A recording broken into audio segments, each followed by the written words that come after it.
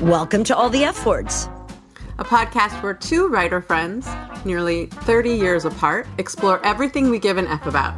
I'm Gabi Moskowitz. And I'm Joanne Green. On each episode of All the F Words, we'll focus on a theme starting with the letter F. Things like firstborn, funny, fear, and finance. Really, Gabi, do we have to talk about finance? We'll figure it out. We'll share stories from our lives and our distinct generational perspectives and look to experts for insights and ideas. Today, we're going to talk about feedback, what to know about giving it, for instance, to your partner, your friend, your coworker, or really anybody. And how to take feedback, not my strongest suit, without immediately becoming defensive. I'm really looking forward to learning a lot in that one. Gabi, is feedback a minefield for you, either giving it or getting it or any of the above? Yeah, I would say that. Maybe not a minefield, but it's definitely something I struggle with. And it's gotten easier in some ways, and I still have a hard time with it in other ways. So the whole thing about feedback is its goal is to change the behavior of the person you're providing the feedback to, right? Either what they do or what they say or how they do it. And it's really, really tricky. What about you? Timing is key. How is it for you? I would say, and this is really funny because I did the research for this episode and I didn't even stop to think about how it is for me. So you're getting my kind of cold answer here. And I would say, overall, I have done a lot of work on how to give feedback. I'm not sure I always do it in the exact right way. The other thing is getting feedback. Also, I struggle with do not respond, just take it in, say you're going to think about it later. But the one thing I've been told is that I'm transparent. So whatever it is that I'm feeling, I've been told this by people in my personal life and in every job evaluation, annual review, whatever, it's like, Joanne, whatever you're feeling is like, boom, right out there. Yeah, I've heard that about myself for too. Everyone to see. And I kind of think it's not a fault. I remember at one point saying to my boss, I kind of like that about myself. Do I have to work on that? And she said, yeah, you got to work on that. It makes it hard to lie, which is, I think, generally a good thing, but also kind of an inconvenient thing sometimes, at least for me. Absolutely. So what is hard about feedback for you? So when it comes to giving it, I'm a really sensitive person, and so I worry a lot about how what I have to say is going to impact other people. But at the same time, I'm absolutely allergic to inauthenticity, and so sometimes lying and pretending that I'm okay with a behavior or something that someone's doing is really challenging for me. And so sometimes I've been in a lot of situations, kind of like what we were just talking about, where I don't give feedback, but then it's just obvious in absolutely everything about me that I'm not happy. And then that is so much worse for people sometimes, I think, than if I had just given them the feedback. I would say in terms of receiving it, and I'm getting better for sure. I mean, been married now for going on 6 years and have been a working professional for close to 2 decades. And I've definitely gotten better at it in both capacities as I've gotten older. But I would say in terms of receiving feedback, it is very difficult for me sometimes to not totally unravel and either become defensive or not become defensive, but then sort of self-flagellate. And neither of those things are useful or helpful. So, and in some ways, becoming or attractive, right? Right, absolutely. And so, and it sort of, especially when you punish yourself too much, it almost takes away from the person who's trying to give you feedback, their opportunity to it. When you punish yourself too much, it sometimes guilts them into taking back what they've said, and that's not helpful because then you're taking a voice away from someone. So I really try to hear it and receive it and remind myself that whatever someone just said to me isn't all of who I am, but it's definitely hard. It is rough. And one thing to remember is that you don't have to respond at the time. You can just nod and take it in and let the person know that you're going to sit with that. You're going to think about it. And your first reaction may not be your real reaction or your most important reaction. I went to the experts and I learned so much about feedback. First of all, effective feedback has to be heard, absorbed, and acted upon. That's what makes it effective. So it's only effective if you've presented it in a way that the person can hear, if you give them the time and space to absorb it, and then if they actually act on it. And how about this? I have rules of feedback. Here are some rules.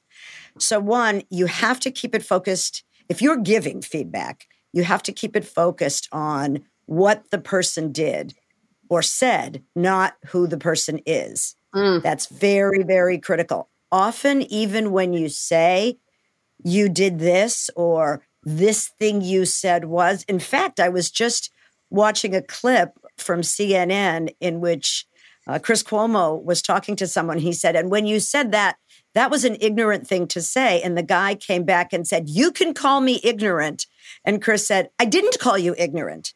I'm not saying you're ignorant. I'm saying that comment was. So it's interesting. You have to be very clear on what it is you're providing feedback on.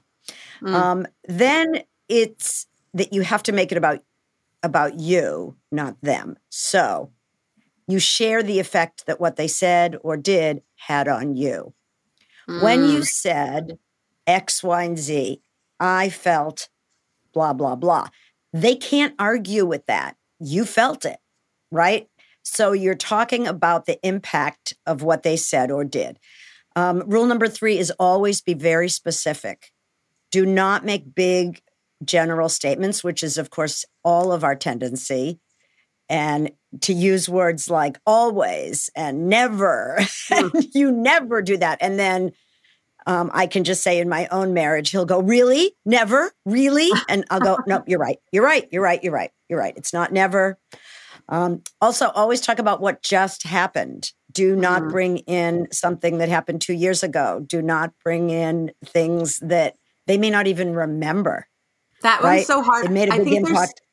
There's kind of like a slippery slope sometimes in conversations like that, in at least in personal feedback situations, in my experience, where if I give a piece of feedback and it isn't immediately received with openness, it's sometimes a challenge to keep from digging and saying, and you know what? This happened last week too. And you know what? It happened 6 months ago. And you know what? Maybe you as though are you're going to person. convince them. Exactly. It's so tough. Here's another one. And maybe even the most important one, timing. So you have to give the feedback at the right time. You don't do it in a stressful moment. You don't do it when you're angry. You don't do it when you're tired or when the other person is tired, even more importantly, or hungry or hangry or any of those states, or in a rush, trying to get out the door. A terrible time to give feedback when somebody is rushing or something is kind of about to happen or their mind is on something else. Any sort of transition. Yeah. So I don't know about you, but I think in many marriages or in many partnerships, those times are few and far between because we're always hungry, tired, angry, rushing. All of those things are happening.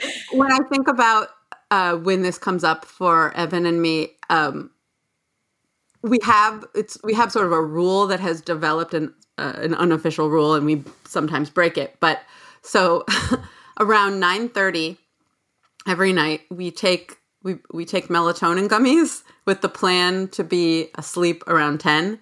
And anything that comes anything that we end up getting into a talk about after we've taken melatonin, and I imagine this would be much worse if you take anything stronger than that, just devolves. Any sort of feedback we have for the other, any sort of big talk we want to get into, it just is never heard. We both get crabby and defensive, mostly because we're in the process of shutting down and falling asleep. So we really try to catch ourselves if someone brings something up that the other one needs to hear about. If it's that late, it's just not gonna work. And the other thing that I really have learned from marriage is, regardless of timing, pre-stabilizing the person that you're talking to really, really helps. So bringing something up at a neutral time. Sometimes it's helpful if it's fresh in the moment, especially if it's something that, the other person is gonna need to be able to reflect on right away. But if I have something I want to bring to someone and I really want it to be heard, and it's really important to me that what I have to say is taken in the best possible sense, then I have found that pre-stabilizing them and saying, are you open to hearing some feedback from me? And I want you to know. And then sometimes I'll say something like, I really want you to know this is coming from a place of love, and because I'm interested in improving our communication, or, making this thing that we're doing together as good as possible, or whatever it is, making sure that our household runs smoothly, so that they at least understand that whatever might get messed up in what I'm sharing with them, I'm really trying to be thoughtful about it. And that has been helpful to me, at least in giving feedback. I think that's great. Now, all the best efforts and all the best intentions can sometimes be met with an internal monologue on the other end that says, oh no, here it goes. She's going to tell me what I did wrong again. She's always telling me what I did wrong. That sort of thing happens. I mean, in general, negative feedback can lead to arguments, can lead to counter criticism. I have found that. And I often, in those situations, want to say, can we just keep this to one topic right now? Can we just talk about that rather than bring in now, try to even the playing field and spar with what I did wrong, what you did wrong, what you did wrong, what I did wrong. Let's just talk about one thing, or one thing at a time. Mm-hmm. Another thing that I learned, or was reminded of, I should say, in my research, was when giving feedback, always ask yourself what piece you had in this. Because chances are the problem isn't entirely on the other person, but there's something that you're doing that maybe is contributing to their behavior. Maybe you overreact. Maybe you're overreacting in this particular instance. The other thing is, what you're saying is not just couching it in, this is coming from a place of love and in wanting to improve our communication, but even if there's some positive feedback you can give, and not just when you're about to give negative feedback, but kind of all the time. Mm-hmm. It's a good practice to weave that into all of your relationships, is to mention, I really love it when you blah, blah, blah. Or sometimes I even find just saying, honey, before I say something, or even touching my husband's arm, we all need to feel that we're okay and we're doing okay. And I think if we can't count on our partners to give us that, then that's not so good. Yeah. Oh, I definitely agree with that. I have, I see consistently in parenting advice, the phrase "catch them being good," and I find in my own experience that is one of the things with the greatest payoff. Not that they're ever not good, that's kind of an iffy phrase, because of course they're always good, but catch them doing great stuff. I find that when I notice Anna doing something particularly great, clearing her plate without being asked, or helping her sister with something. If I point that out and just let her know that I noticed and that I loved it, that often leads to repeated positive behaviors. So there's definitely a whole component of feedback that is positive. I think we tend to associate it with negative things you want to report to someone. I think there is a whole other subcategory of feedback. I think what we're talking about is so important. How to give and receive feedback in loving relationships, or in relationships that you're invested in, whether they're professional, personal, etc. But there is also, my grandfather had this saying.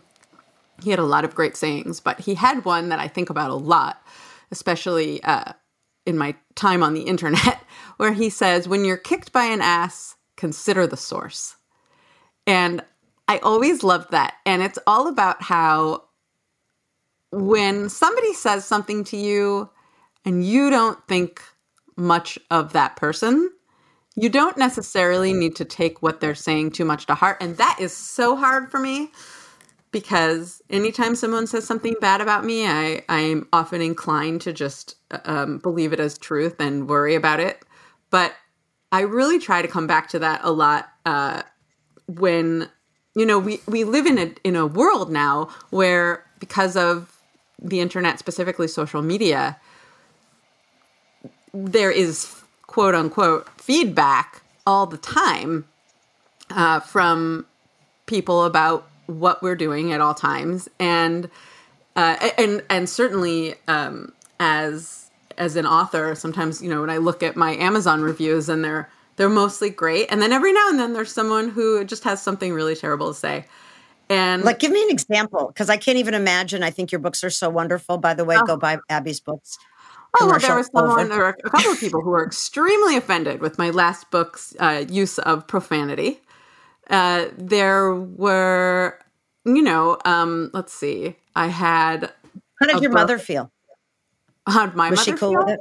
My mother about your use of profanity. Really likes profanity.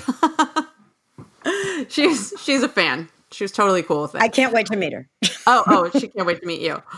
So yeah, but it's like everyone's got a different perspective, and so yeah, maybe my cookbook with F-bombs laced, I thought thoughtfully, but whatever, throughout it. Maybe that's not for someone who doesn't like curse words, but it was hard for me upon reading it at first I have kind of a thin skin to take it in and just let it go.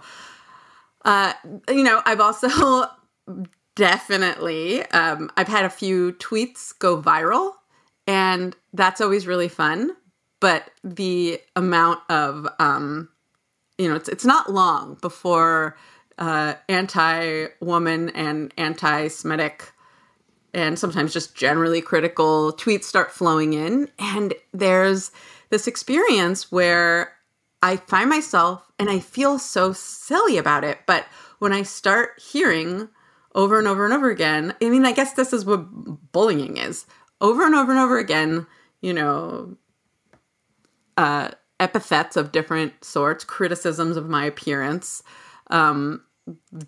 different things about how stupid I am or whatever, from absolute strangers, most of whom, don't even really have an internet profile. It's really asses, according to your grandfather. It's exactly what he was talking about, right? Yes, he really did, and he died before Twitter was even really a thing. So he knew what he was talking about. So it's so hard for me. It's so hard, and it sounds so silly, and I feel so silly about it. But it's so hard to not believe that maybe, even though I know it's not true, maybe they're right. Maybe I am ugly. Maybe I am dumb. Maybe it's like they as though there's an absolute. As though there's an absolute. As though these are things that can, yes, exactly, that can be proven. As though people aren't totally fluid anyway. But yeah, It's, You know what? This is a really important thing. You can reject feedback. Mm. You can, no matter who it's coming from. If it's coming from your boss and they're giving you your annual review and they get to something, first of all, I'm just going to throw this in because we may not go back to professional, but in general, you're never supposed to bring anything up in a performance review that hasn't come up before. You're not supposed to store it all up and then just hit the person with it on the annual moment. You're supposed to really share feedback as it comes up. And I think what's true in the workplace is also true in personal relationships in general. Don't wait till you're really, really pissed before you tell someone that something bothers you. I've had a few If you see it relationships. happen more than once, bring it up. Well, I've had a few different kinds of relationships with people who have not told me something in the moment for a long time, and then, like you said, saved it up and then dropped it on me, and it makes you feel kind of gaslit almost, like, and for me, paranoid. Like at any time, I could be doing something offensive, but I will have no way of knowing until later when I hear about it. So It's like love, somebody's got a spreadsheet on you, right? yeah. It feels like you're like being tracked or something. So yeah, I think that bringing things up. It also, Evan always says to me, please tell me before you're mad.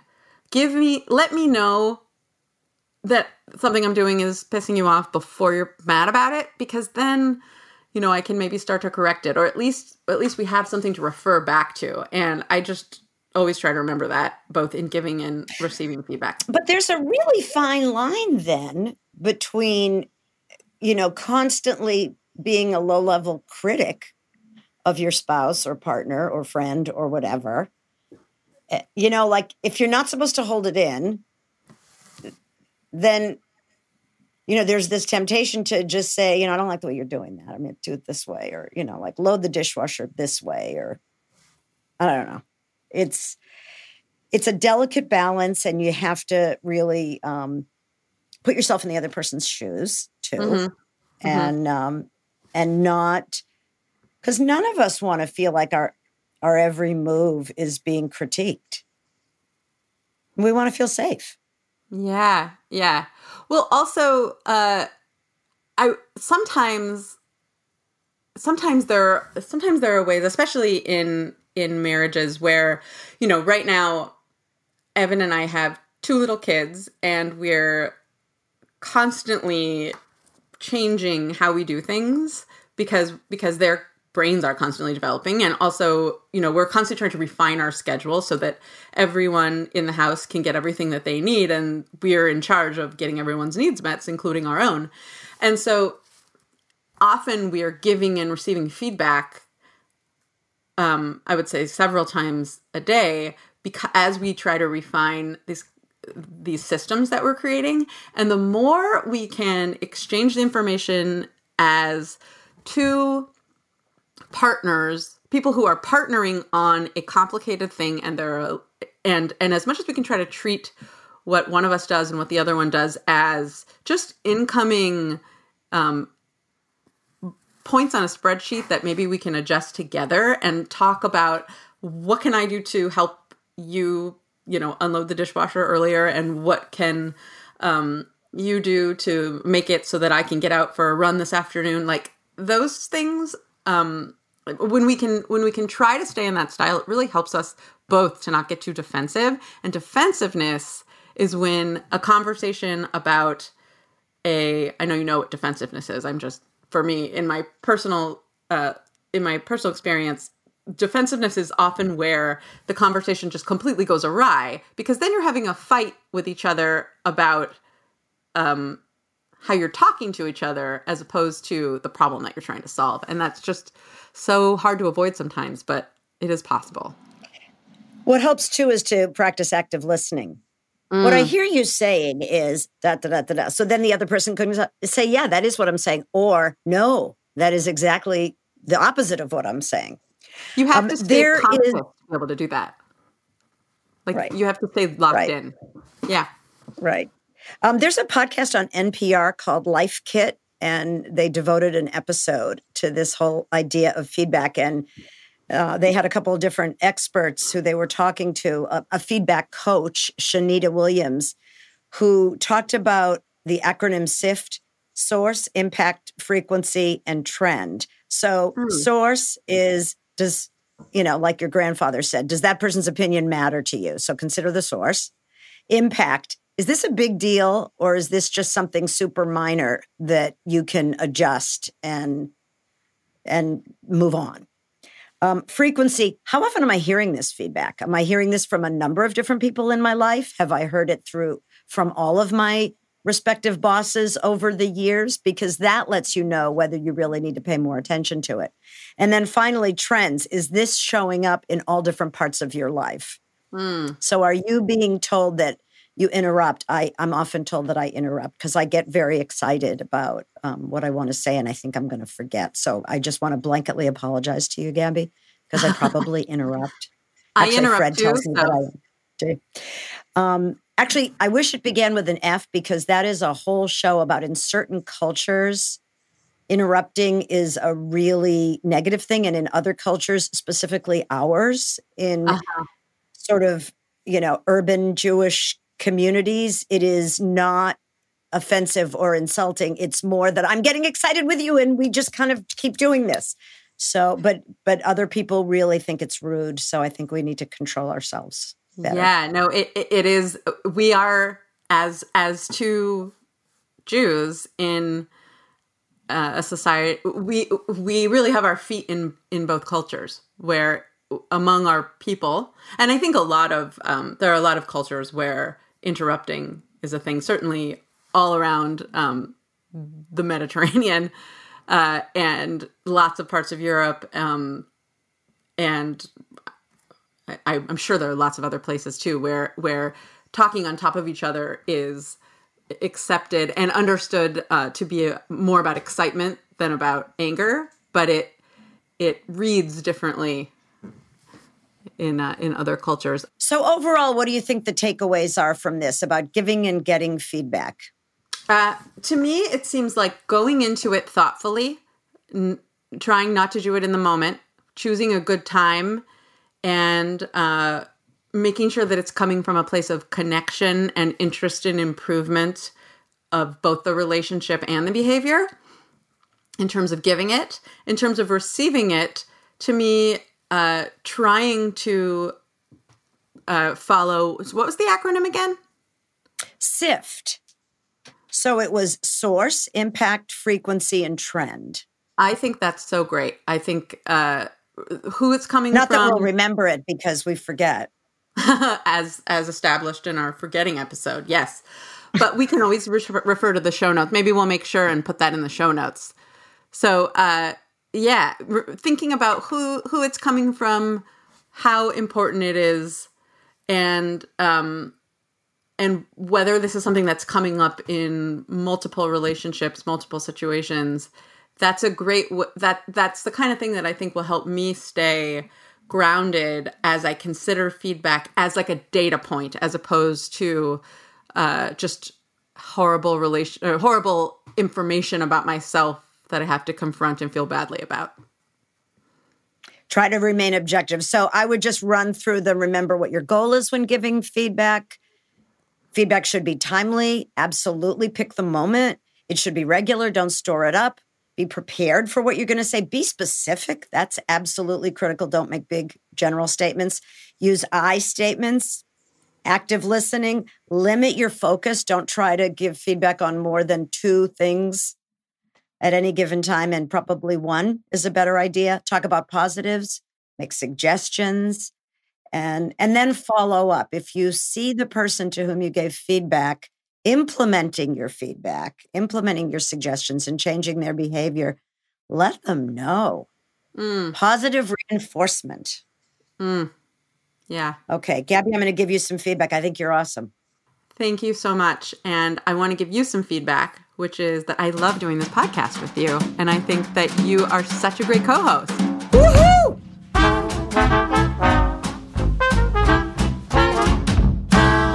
You can can listen to All the F Words anywhere you get your podcasts, and we encourage you to follow us. You can also check us out at All the F Words Pod on Instagram, Facebook, and Twitter. And if you want to email us, we have a new email address, and it's allthefwordspod@gmail.com. allthefwordspod@gmail.com. But for a while, I'll check the old one anyway, just because. Yeah, because podcasts live forever. That's true. That's true. See you next time. Bye.